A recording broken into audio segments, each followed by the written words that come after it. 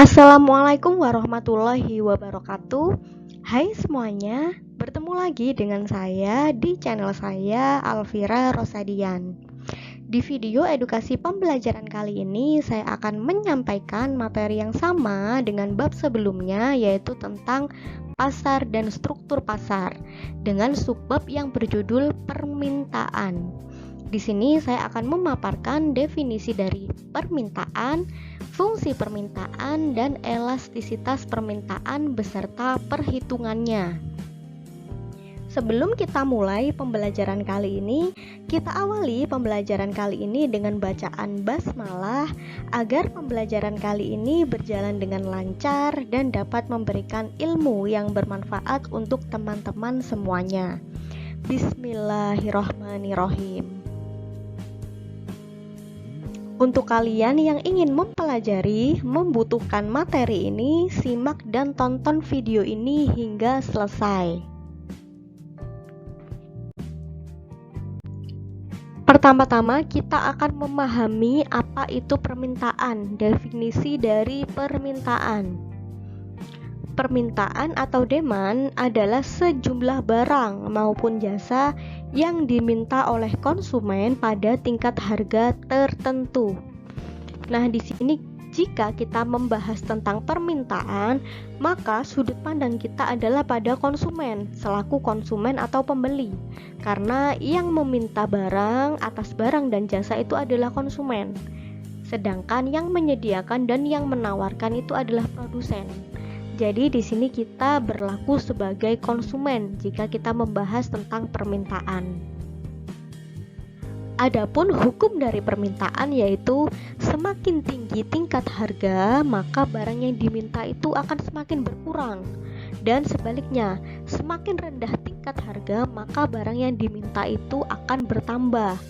Ini logis ya, contohnya saja kita sebagai konsumen dan rata-rata semua konsumen ya, kalau ada harga yang murah tentu kita senang ya, karena di sini kita bisa menghemat, contohnya seperti itu. Nah, hukum permintaan ini berlaku jika keadaan ceteris paribus. Apa itu ceteris paribus? Ceteris paribus ini adalah faktor lain selain harga yang bersifat tetap. Misalkan nih saya kasih contoh. Coba kalian perhatikan gambar di layar. Perhatikan di sini ada berbagai macam merek minyak goreng ya. Dari rak atas merek A, rak bawah merek B, C dan sebagainya. Nah, perbedaan merek ini tentu perbedaan juga pada penjualnya. Merek A itu milik perusahaan A, penjual A. Kemudian merek B ini milik perusahaan B dan sebagainya. Nah, misalkan keadaan ceteris paribus atau keadaan lain yang dianggap tetap, misalkan tidak ada masalah ekonomi, krisis ekonomi, tidak ada inflasi, tapi salah satu penjual minyak goreng ini, salah satu perusahaan yang menjual minyak goreng ini, misalkan merek B ini, itu tiba-tiba menurunkan harga minyak gorengnya, maka jumlah permintaan atas minyak goreng perusahaan B ini akan meningkat, jadi mempengaruhi. Itu adalah contoh keadaan ceteris paribus.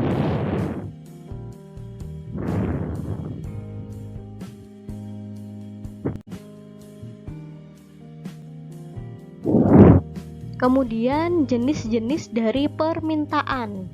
Yang pertama adalah permintaan efektif. Permintaan efektif ini disertai daya beli dan terjadi transaksi. Jika kalian mengamati di pasar tradisional, di sana banyak sekali permintaan efektif, di mana di sana ada daya beli dan terjadi transaksi saat itu juga. Yang kedua adalah permintaan potensial. Di sini permintaan potensial yaitu disertai daya beli namun tidak terjadi transaksi. Nah, contohnya adalah pameran perumahan yang ada di mall seperti gambar di layar ini. Di sini penjual properti ini menganggap bahwa calon konsumennya itu calon konsumen yang potensial atau konsumen yang potensial. Dia itu mampu membeli namun menunda pembeliannya karena adanya suatu hal tertentu, misalkan menunggu waktu yang tepat atau menunggu uang itu cukup dan sebagainya. Jadi itu dinamakan dengan permintaan potensial. Disertai daya beli, dia mampu membeli namun tidak terjadi transaksi saat itu juga. Yang ketiga adalah permintaan absolut, yaitu tidak disertai daya beli dan tidak terjadi transaksi. Jadi jika kalian jalan-jalan ke mall, lihat-lihat aja, nggak bawa uang gitu ya, cuma bawa uang untuk transport aja, lihat barang ini itu tapi hanya lihat-lihat aja, tidak terjadi transaksi, itu dinamakan dengan permintaan absolut.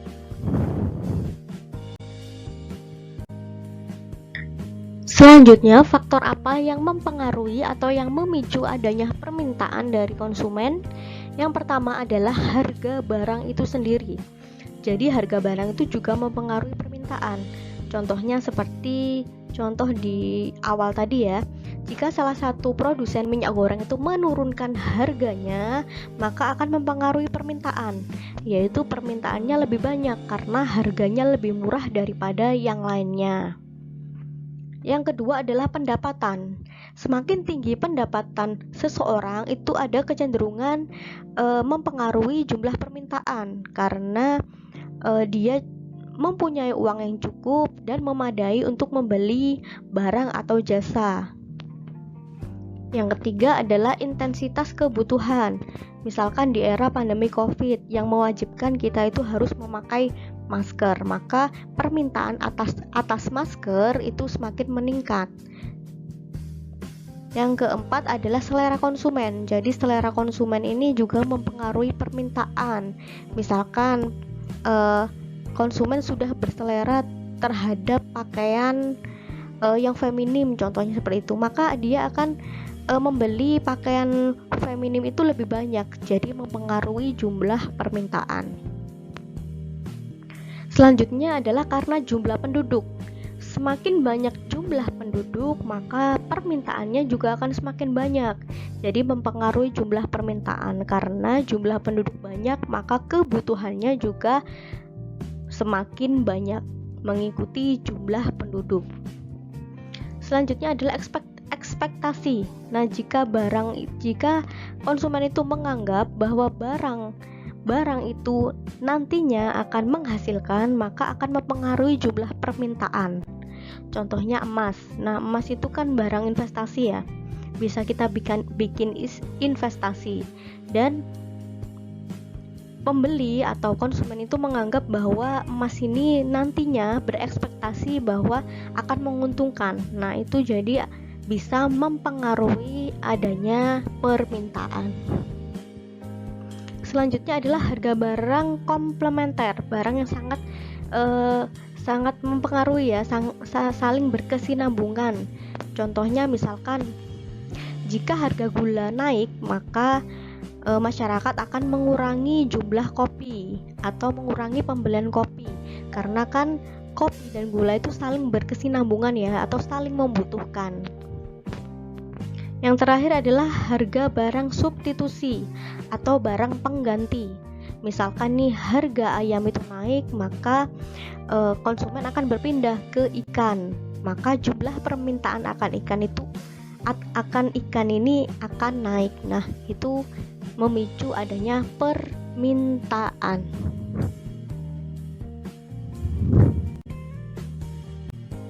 Selanjutnya adalah kurva permintaan.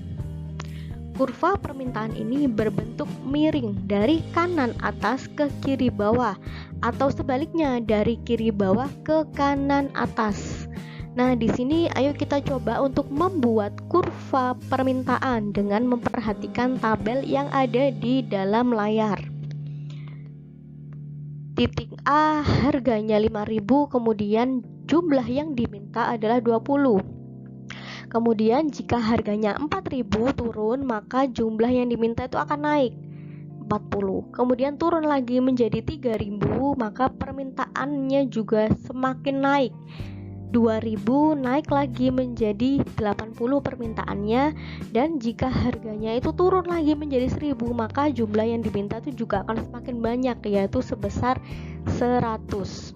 Nah, dari tabel ini sudah disediakan titik A, B, C, D, E, kemudian keterangan harga dan jumlah atau kuantitasnya. Sekarang kita akan coba untuk membuat kurva permintaan. Kita sediakan dua sumbu, yaitu sumbu vertikal, sumbu P atau price. Nah, kalau di dalam matematika sumbu P ini sumbu Y ya, tapi kalau dalam ekonomi sumbu vertikal ini adalah sumbu P atau price. Kemudian garis horizontal ini adalah sumbu Q, kuantitas atau jumlah. Kalau di dalam matematika garis horizontal ini adalah sumbu X. Jadi kalau di dalam matematika itu sumbu X, kalau dalam ekonomi itu sumbu Q atau jumlah atau kuantitas. Oke, di sini kita langsung aja menyesuaikan. Misalkan titik A. Jika harga 5.000, maka jumlah yang diminta adalah 20.000. Kita sediakan juga di sini rentangnya. Rentang P yaitu 5.000 sampai 1.000 atau 1.000 sampai 5.000 ya. Kemudian pada garis horizontal rentangnya 20 sampai 100 kuantitasnya. Oke, kita fokus ke titik A. Dengan harga 5.000, maka jumlah barang yang diminta adalah 20. Kita bikin garis seperti ini. Kemudian kita kasih titik. Kita kasih titik A. Selanjutnya adalah jika harga barang itu turun dari 5.000 jadi 4.000, maka jumlah yang diminta itu juga akan naik dari 20 ke 40. Oke, titik 4.000 ke 40 kita kasih titik B. Selanjutnya, jika harga turun lagi 3.000, maka permintaan juga akan naik lagi jadi 60. Dari sumbu P harga 3.000 ke sumbu Q kuantitas 60. Kita kasih titik C.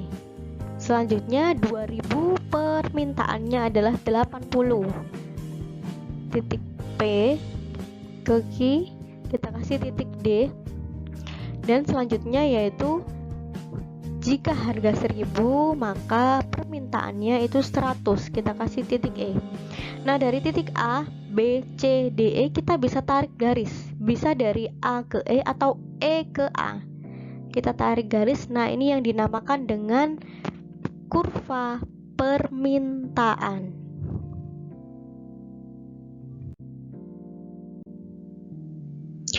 Selanjutnya adalah tentang fungsi permintaan. Fungsi permintaan dapat ditulis sebagai berikut. Yang pertama adalah QD sama dengan min AP plus B. Yang kedua adalah PD sama dengan A plus BQ, di mana QD-nya adalah quantity of demand, yaitu jumlah barang yang diminta.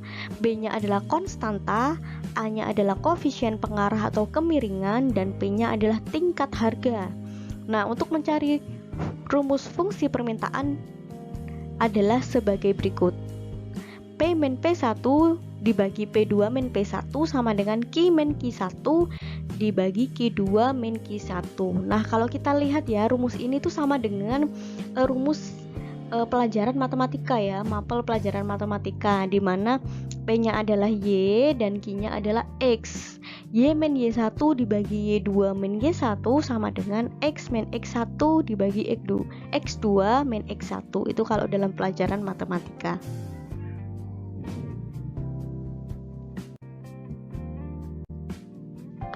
Selanjutnya yaitu pergerakan kurva permintaan. Pergerakan di sepanjang kurva permintaan ini disebabkan oleh perubahan harga. Perlu kalian ingat bahwa kurva permintaan itu bergerak karena faktor harga, hanya harganya saja yang berubah. Pergerakan ini sejalan dengan hukum permintaan, yaitu ketika harga barang naik, maka jumlah permintaan akan turun dan sebaliknya, sehingga titik pada kurva permintaan itu akan bergerak ke kiri dan berlaku sebaliknya juga bergerak ke kanan. Oke, di sini saya sediakan kurva permintaan. Di sini sejalan ya dengan hukum permintaan ya.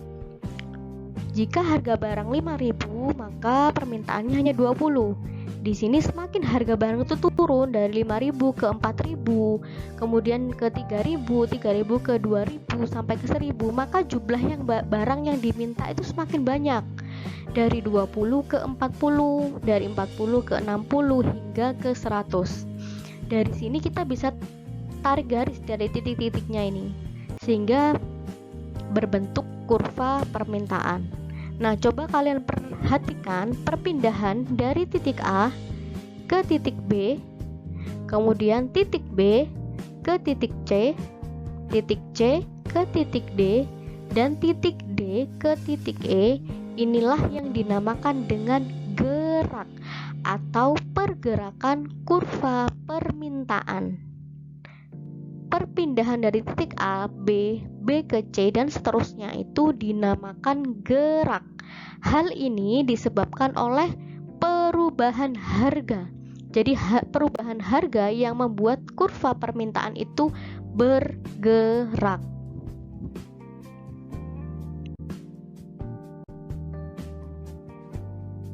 Kurva permintaan selain bisa bergerak, dia juga bisa bergeser atau pergeseran kurva permintaan. Nah, pergeseran kurva permintaan ini terjadi karena berubahnya jumlah produk yang diminta oleh konsumen sebagai akibat dari faktor lain selain harga.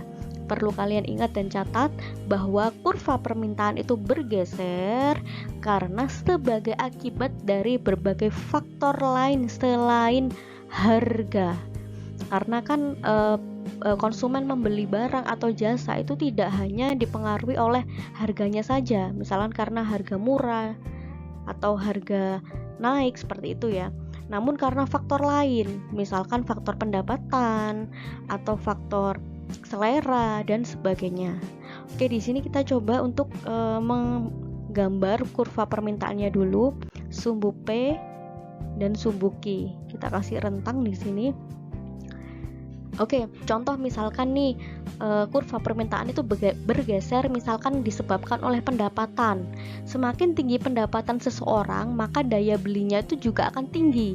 Dengan harga yang masih stabil atau tidak berubah, mereka dapat membeli dengan jumlah yang lebih. Misalkan si Adi berselera terhadap nasi goreng. Di sini coba kalian perhatikan ya titik koordinat yang ada di kurva permintaan. Di sini dengan harga nasi goreng 3.000, Adi bisa membeli 2 nasi goreng, kuantitasnya 2 ya. Nah, karena pendapatan Adi itu semakin banyak, dia bisa membeli lebih dari 2, yaitu membeli 4 nasi goreng. Karena dia berselera sekali terhadap nasi goreng. Kemudian dengan harga nasi goreng yang sama 3.000, Adi bisa mentraktir temannya nasi goreng menjadi 6 nasi goreng. Contohnya seperti itu. Jadi meskipun harganya tetap 3.000, namun dia kuantitasnya bisa bertambah karena faktor pendapatan. Coba kalian perhatikan pada pointer ini. Nah, perpindahan dari titik A ke titik B, dari titik B ke titik C, inilah yang dinamakan dengan geser. Perpindahan titik A ke titik B, B ke C, itulah yang dinamakan dengan geser. Hal ini disebabkan oleh faktor lain selain harga yang membuat kurva permintaan itu bergeser.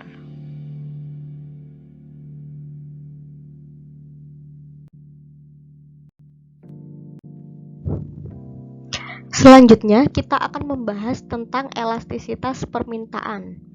Kata elastis itu identik dengan kepekaan, kelenturan, atau fleksibel ya.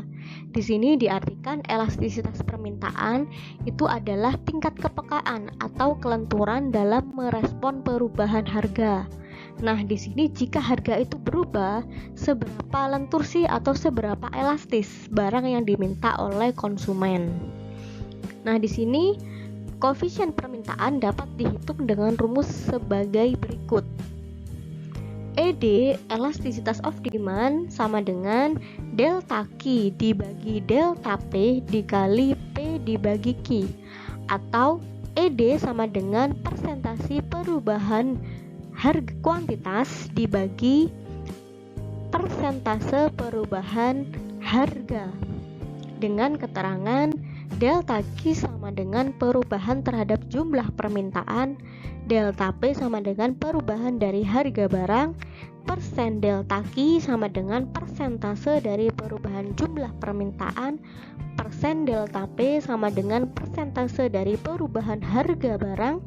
P adalah harga, Q adalah jumlah permintaan awal, P tadi adalah harga awal, ED elastisitas dari permintaan, dan simbol delta itu artinya tingkat perubahan. Kemudian faktor apa saja yang mempengaruhi elastisitas permintaan? Yang pertama karena kebutuhan pokok maupun kebutuhan mewah. Yang kedua adalah dari kategori barang. Kemudian tradisi juga mempengaruhi elastisitas permintaan. Kemudian keanekaragaman penggunaan barang, ketersediaan barang substitusi atau barang pengganti, dan pendapatan yang dibelanjakan untuk suatu barang.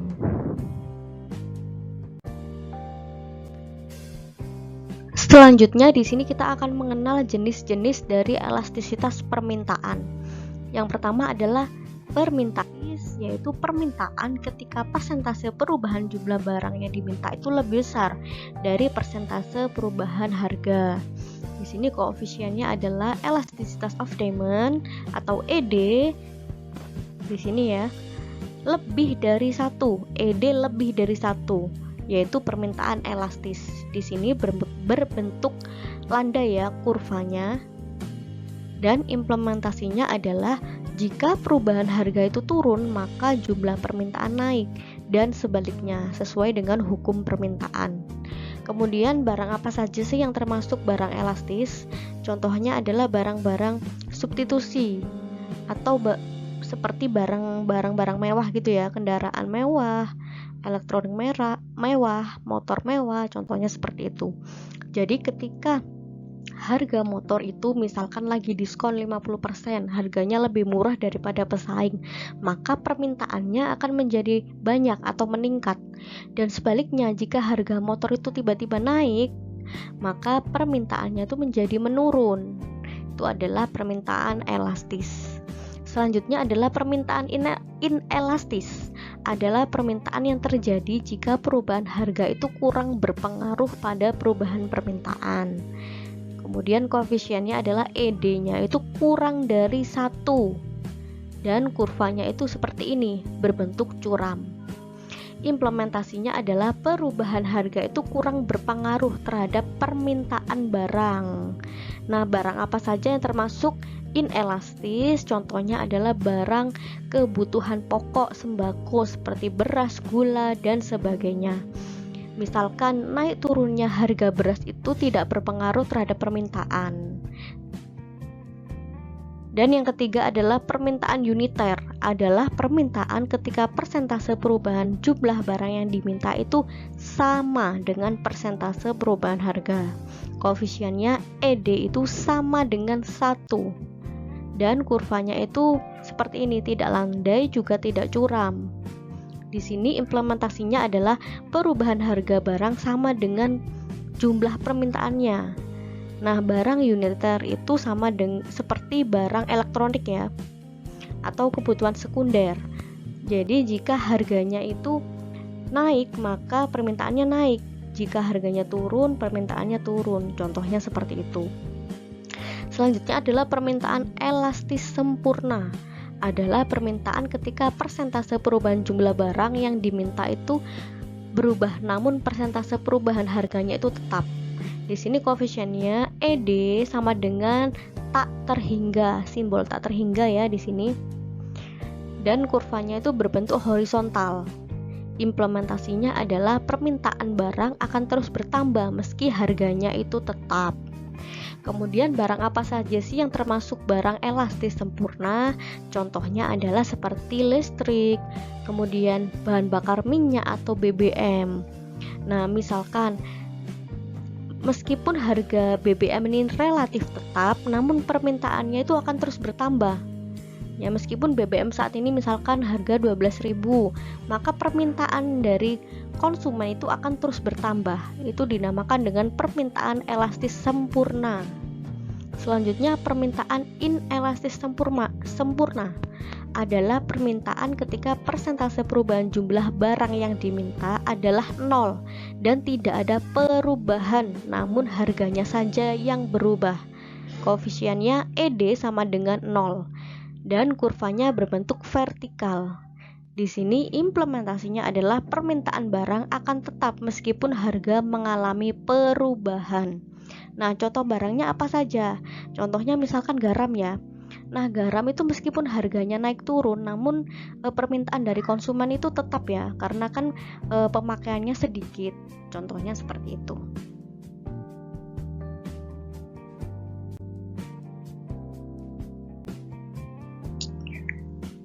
Nah, di sini agar kalian tidak mengantuk atau bosan, yuk kita coba untuk menghitung fungsi permintaan. Coba kalian perhatikan soal yang saya sediakan di layar ini. Sudah tersedia tabel ya, ada harga, ada jumlah. Nah, kalian perhatikan jika harganya itu 600, maka jumlah yang diminta itu 100 unit. Dan jika harganya itu turun menjadi 400, maka jumlahnya itu semakin banyak yang diminta, yaitu menjadi 200. Nah, dari soal ini kalian tentukan fungsi permintaannya, kemudian gambarkan kurvanya dan perumpamaan. Jika harga barangnya itu turun lagi dari 400 menjadi 200, maka berapa jumlah barang yang diminta? Oke, di sini awal kita ketahui dulu mana P1, P2-nya, Q1, Q2-nya. Di sini sudah disebutkan ya di tabel ya. P1 600, jadi Q1-nya adalah 100. Jadi yang disebutkan pertama ini. Kemudian P2-nya adalah 400 dan Q2-nya adalah 200. Oke, setelah kita ketahui seperti ini, kemudian kita cari selisihnya. Selisih P1, P2 dan selisih Q1, Q2. Di sini ditemukan selisih harganya adalah 200. Dari mana? Karena selisih 600 dengan 400 itu adalah 200. Jadi ketemu selisih harga atau delta B-nya itu adalah 200. Kemudian selisih dari kuantitas atau jumlahnya. Q1 itu 100, Q2 adalah 200.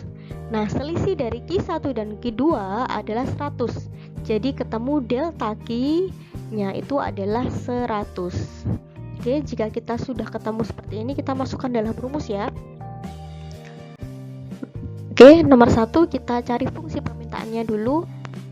Rumusnya P min P1, P2 min P1 dibagi sama dengan Q min Q1 dibagi Q2 min Q1. Kemudian kita masukkan komponen-komponennya sehingga menjadi seperti ini. P min P1, P1-nya adalah 600, P2-nya 400, dikurangi P1-nya 600, Q min Q1-nya adalah 100, Q2-nya adalah 200, dikurangi Q1-nya adalah 100. Dari sini kita jumlahkan yang mudah dulu, yang mudah ini yang di bawah ya. Jadi kita jumlahkan dulu menjadi seperti ini. P min 600 dibagi min 200 sama dengan Q min 100 dibagi 100. Nah, kalau sudah seperti ini, kita kalikan secara silang menjadi seperti ini.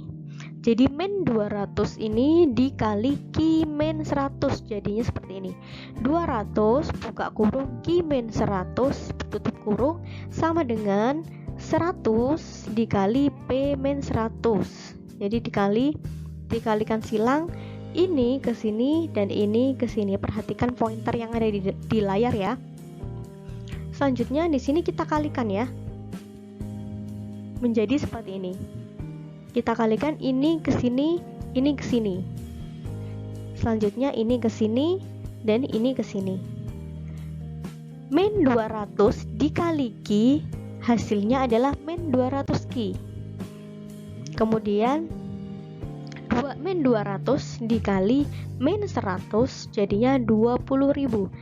Coba kalian ingat-ingat lagi ya, di dalam mata pelajaran matematika itu ada sistem perkalian seperti ini. Jadi min dikali plus hasilnya min, sebaliknya juga hasilnya min. Min dikali min itu hasilnya plus, dan plus kali plus hasilnya plus. Diingat-ingat lagi ya. Kemudian di sini sudah Sekarang kita mengkalikan ini. 100 dikali P jadinya 100P, plus kali plus ya. Kemudian 100 dikali min 600 jadinya min 60.000. Karena plus dikali min. Jadinya di sini hasilnya min 60.000. Oke. Jika sudah ketemu seperti ini, kita jumlahkan mudah. Kita pindahkan saja agar menjumlahkannya lebih mudah. Nah, di sini kita 20.000 di sini kita pindahkan di sini. Nah, jika dipindah ruaskan menjadi min. Jika di sini itu plus 20.000, maka jika dipindah ruaskan menjadi min. Sebaliknya, jika di sini adalah min, maka jika dipindah ruaskan penjumlahan di sini jadinya plus. Jadi seperti itu ya. Kenapa ini dipindah di sini? Agar kita tuh bisa menemukan key-nya ini atau fungsi permintaannya ini. Oke, kita jumlahkan saja. Yang lebih mudah yaitu 60.000 dikurangi 20.000. Hasilnya seperti ini. Oke. 100P min 60.000 dikurangi 20.000. Ini anggapannya adalah jika kamu berhutang 60.000, min itu hutang, plus itu bayar ya. Jika kamu punya hutang 60.000, kemudian kamu hutang lagi 20.000, maka hutangmu adalah 80.000 atau min 80.000. Nah, kemudian kenapa di sini ada bagi 200? Kita pindahkan agar kita menemukan key-nya ini, fungsi permintaannya ini. Jadi, jika perkalian dipindah ruaskan, maka dia akan menjadi pembagian seperti ini. Kalau penjumlahan dipindah ruaskan, dia akan berubah jadi positif ke negatif, negatif ke positif. Nah, kalau perkalian dipindah ruaskan, dia akan menjadi bagi. Ini kan perkalian ya, min 200 dikali Q. Oke, jika dipindah ruaskan menjadi seperti ini. Kemudian kita jumlahkan menjadi Q atau QD sama dengan setengah P ditambah 400, dari mana 100P dibagi min 200, kemudian min 80.000 dibagi min 200, hasilnya 400. Nah, di sini ketemu fungsi permintaannya, QD sama dengan setengah P plus 400. Di sini saya kasih catatan, jika nilai perkalian dipindah maka akan jadi pembagian. Jika nilai negatif dipindah ruaskan jadi positif, begitu sebaliknya. Ini catatan agar kalian lebih mudah mengerjakan fungsi permintaan.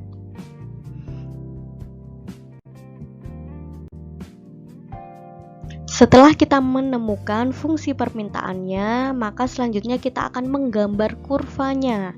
Nah, untuk menggambar kurvanya harus menentukan titik potongnya dulu, yaitu titik potong P dan titik potong Q. Untuk menentukan titik potong P, maka Q-nya itu kita nolkan, dan sebaliknya, jika kita akan menentukan titik potong Q, maka P-nya itu kita nolkan. Oke, pertama-tama kita cari dulu titik potong P-nya atau sumbu P-nya. Jadi di sini kalau kita mencari titik potong P atau sumbu P, maka Q-nya itu kita nolkan. Di sini Q kita tulis 0. Kemudian kita masukkan saja hasil dari fungsi permintaannya, yaitu Q sama dengan setengah P plus 400. Di sini Q-nya kita nolkan ya, jadi Q-nya kita tulis 0 sama dengan setengah P plus 400. Nah, untuk mencari P-nya, agar P-nya ini ketemu, maka P-nya ini kita pindah ruaskan. Setengah P-nya ini kita pindah ruaskan. Nah, karena di sini tuh angkanya itu negatif, jadi kalau dipindah ruaskan di sini, maka dia akan berubah menjadi positif. Hasilnya menjadi setengah P. Karena di sini min setengah P, jika dipindah ruaskan maka akan menjadi positif. Dan sebaliknya, misalkan jika ini setengah P, jika dipindah ruaskan akan menjadi min setengah P. Karena di sini min, maka jika dipindah ruaskan akan menjadi plus. Hasilnya setengah P sama dengan 400. Setelah seperti ini, langsung kita cari saja P-nya. dengan cara memindahkan ini ke sini. Jadi jika perkalian ini dipindah ruaskan, maka dia akan menjadi pembagian. Setelah ketemu seperti ini, 400 dibagi setengah, maka P-nya hasilnya adalah 800. Jadi ketemu titik koordinatnya Q, P sama dengan 0,800. Di sini kalau di dalam ilmu matematika ini adalah X dan Y ya. Namun kalau di dalam ilmu ekonomi ini Q dan P. Q-nya tadi sudah kita nolkan, kita jadikan 0 jadi 0, P-nya tadi sudah ketemu 800. Jadi ketemu titik koordinat 0,800. Oke, selanjutnya kita akan mencari sumbu Q. Nah, kalau kita mencari sumbu Q, maka P-nya itu kita nolkan. P-nya kita nolkan, kemudian kita masukkan saja rumus fungsi permintaannya tadi. P sama dengan 0. Jadi di sini kita masukkan fungsi permintaannya Q sama dengan setengah P plus 400. Q sama dengan setengah P dikali 0. Kenapa di sini 0? Karena P-nya itu kita nolkan. Jadi di sini kita tulis 0 plus 400. Oke, di sini hasilnya ketemu ya. 0 plus 400 sama dengan 400. Di sini setengah dikali 0, hasilnya 0 plus 400. Jadi di sini ketemu P-nya adalah 400. Sehingga titik koordinatnya atau Q, P sama dengan 400,0. 400 karena di sini Q-nya sudah ketemu ya, Q-nya. Di sini Q-nya 400, kemudian P-nya tadi kita nolkan. Jadi 400,0. Oke, selanjutnya kita bikin saja sumbunya, yaitu sumbu P garis vertikal dan sumbu Q kuantitas garis horizontal. Kita bikin dulu rentangnya 200 sampai 1000 di sumbu P dan rentang kuantitasnya mulai 200 hingga 1000 di sini. Oke, langsung saja kita masukkan dari hasil titik koordinat sumbu P dan Y-nya. Di sini 0,800, di sini 0, P-nya adalah 800. Sehingga ketemu titiknya di sini. Selanjutnya adalah 400,0. Q-nya adalah 400 di sini. P-nya ini di sini 0, P-nya 0, Q-nya adalah 400 sehingga ketemu titik di sini.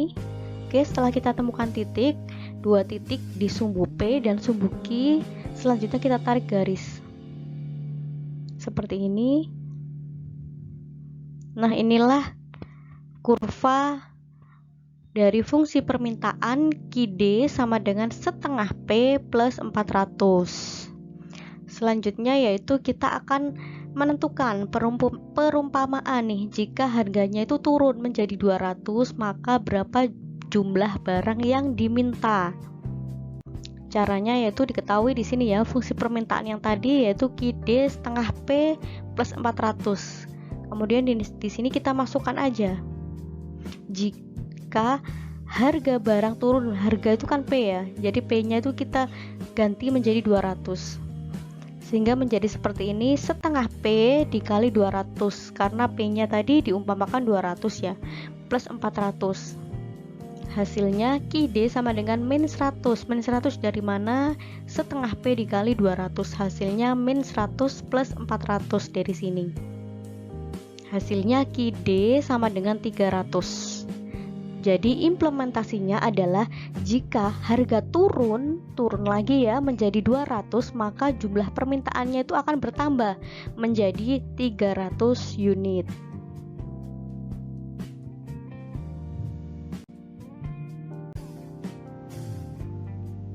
Oke, jika kita sudah belajar bagaimana menghitung fungsi permintaan, maka selanjutnya kita akan belajar lagi nih menghitung elastisitas permintaan.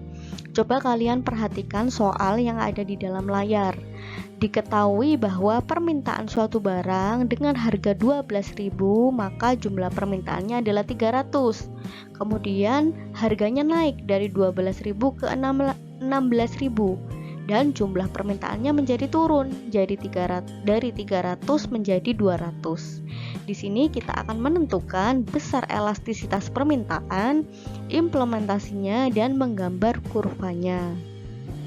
Pertama-tama kita ketahui dulu nih mana P1 P2-nya, Q1 Q2-nya. Di sini diketahui ya, P1-nya adalah 12.000, Q1-nya adalah 300.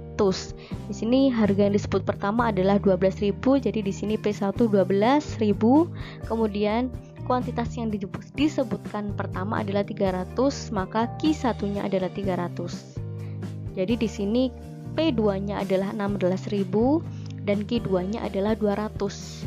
Dari sini kita sudah bisa menentukan selisihnya atau deltanya. Di sini selisih harganya adalah 4.000. Karena dari 12.000 ke 16.000 ini selisihnya adalah 4.000. Jadi ketemu delta P-nya atau selisih harganya adalah 4.000. Kemudian selisih dari Q1 dan Q2 adalah 100. Dari 300 ke 200 yaitu 100, sehingga ketemu di sini selisih kuantitasnya atau delta Q-nya adalah 100. Selanjutnya kita masukkan aja rumus elastisitas permintaan, yaitu ED sama dengan delta Q dibagi delta P dikali P dibagi Q. Sebenarnya tadi ada dua rumus ya, tapi kita sesuaikan saja dengan soalnya mana yang lebih bisa masuk di dalam rumus. Kita amati dulu komponen-komponennya. Kalau dari sini, di sini kan ada P1, P2, kemudian Q1, Q2, komponennya lebih tepat menggunakan rumus ini. ED sama dengan delta Q bagi delta P dikali P dibagi Q. Oke, selanjutnya kita masukkan saja komponennya. ED sama dengan delta Q-nya adalah 100. Kemudian delta P-nya adalah 4.000. Ya, di sini. Kemudian di sini dikali P dibagi Q. P-nya ini saya mengambil 16.000, Q-nya saya mengambil 200. Ini selera ya, terserah kalian bisa mengambil P1 atau Q1 ini di dalam rumus ini, atau kalian bisa mengambil P2 dan Q2. Di sini saya mencoba untuk mengambil P2 dan Q2, yaitu P-nya di sini saya masukkan 16.000 dan Q-nya di sini saya masukkan 200. Oke, di sini ketemu 100 dikali 16.000 yaitu 1.600.000 dibagi 4.000 kali 200, hasilnya 800.000. Sehingga di sini ketemu elastisitas permintaannya adalah 2. Nah, di sini elastisitas permintaan 2 ini kita sesuaikan dengan jenis permintaan. Jenis elastisitas permintaan yang sudah dijelaskan di slide sebelumnya tadi. Jika besar elastisitas permintaannya itu 2, termasuk jenis elastisitas apa? Di sini diketahui jika besar elastisitas permintaannya itu lebih dari 1, maka termasuk barang elastis. Oke, di sini saya kasih tambahan note ya, untuk menentukan P dan Q-nya bisa pilih salah satu aja, P1 Q1 atau P2 Q2-nya. Selanjutnya adalah mengimplementasikan besar elastisitasnya. Tadi sudah diketahui ya, ED-nya adalah 2, yaitu lebih dari 1. Karena hasil elastisitasnya itu adalah 2, maka barang tersebut dikatakan elastis karena ED-nya, elastisitas permintaannya itu lebih dari 1. Di sini implementasinya adalah setiap kenaikan harga barang sebesar 1%, maka jumlah permintaannya itu turun sebesar 2% atau sebaliknya. Selanjutnya yang ketiga, kita akan menggambarkan kurvanya. Nah, jika telah diketahui P1 Q1, P2 Q2-nya itu kita lebih mudah ya menggambarkan kurvanya. Oke, kita sediakan sumbu P dan sumbu Q-nya beserta rentangnya. Setelah itu kita masukkan nih P1 12.000, Q1 300 dan P2 16.000, Q2-nya 200. Oke, kita masukkan dulu di sini P1-nya adalah 12.000 dan Q1-nya adalah 300. Di sini di titik 300,12.000. Selanjutnya adalah P2-nya 16.000 dan Q2-nya adalah 200. kemudian kita kasih titik 200 di 200,16.000. Dari sini kita bisa menarik garis seperti ini. Inilah gambar kurva. Oke, jika kalian sudah memahami materi ini, coba kerjakan latihan soal ini untuk memperdalam ilmu kalian terkait materi ini.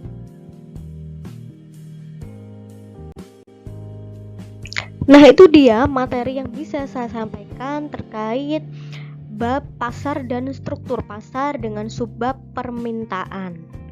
Sebelum menutup video ini, saya sarankan untuk jangan lupa subscribe channel ini dan nyalakan tombol loncengnya agar kalian tidak ketinggalan notifikasi materi-materi terkait ilmu ekonomi dan bisnis yang pastinya bermanfaat. Kita akhiri pembelajaran kali ini dengan bacaan hamdalah alhamdulillahirabbil alamin. Terima kasih. Wassalamualaikum warahmatullahi wabarakatuh.